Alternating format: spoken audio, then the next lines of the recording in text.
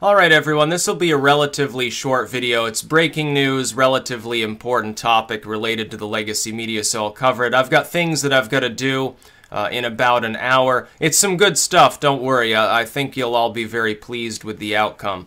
But it's time to talk about Bill O'Reilly because it appears that he's been canned from Fox News. It appears that finally they said, alright, there are enough harassment allegations, enough turmoil, we're just going to let him go. And this is one of the top heavy hitters of Fox News.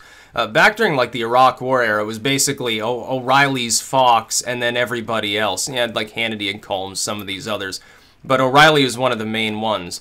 But even legacy media outlets, bad as they may be, corporatistic and strange as they may be, profit-driven, even they have some degree of standards when it comes to PR specifically. When you get somebody on your network that has multiple people saying, oh yeah, sexual harassment, blah, blah, blah, so some sort of corruption, at some point it doesn't really matter how important they are. It doesn't matter how heavy-hitting they are, how much they get in terms of ratings.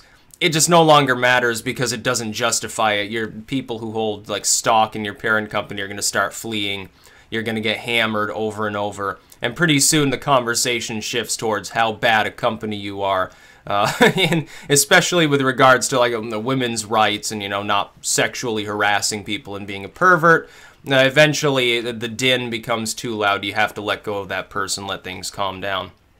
So apparently he's gone on vacation. An extended vacation because of the allegations, and they've said, okay, he won't be returning to the network. He's got to resign by then. So essentially, they've canned him.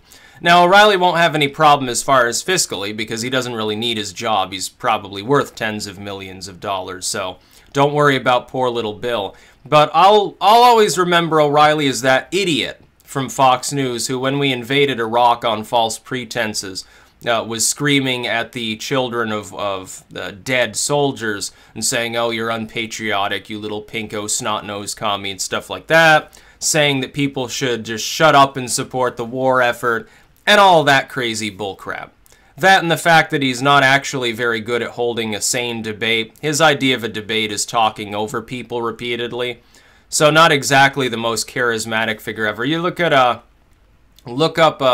Bill O'Reilly Goes Crazy, or Bill O'Reilly Goes Nuts. There's early footage from, I think it's from the 90s, back when he still had some color in his hair, of him just going completely crazy because the teleprompter stops working. And he's like, fuck it, we'll write it and I'll do it live, and throwing things off his desk. He goes, you know, totally apeshit.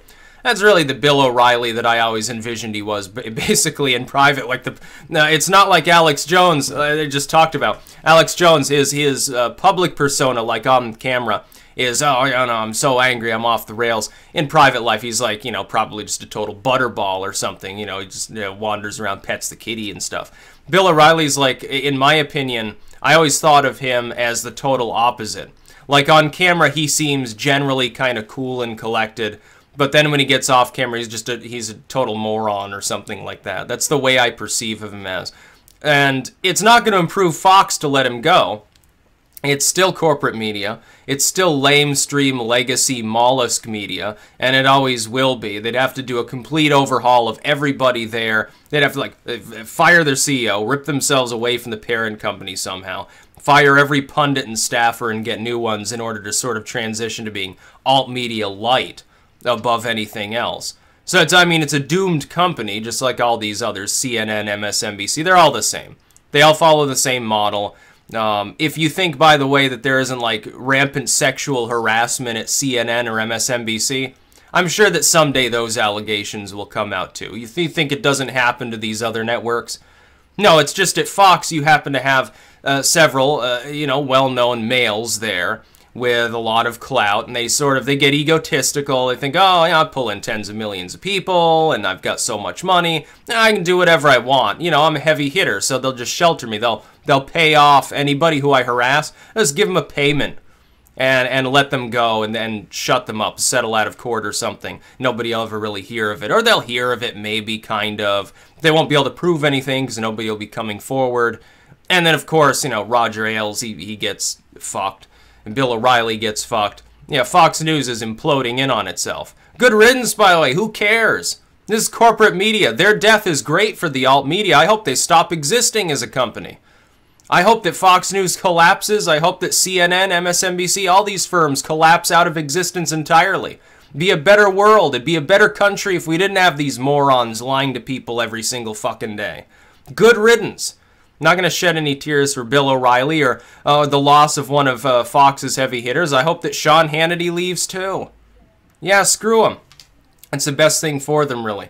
So, yeah, breaking news. Bill O'Reilly is reportedly gone. Hasn't been totally confirmed yet, but it's in everything but literal statement it has been confirmed. Good. Yeah, good riddance to that old Chickenhawk.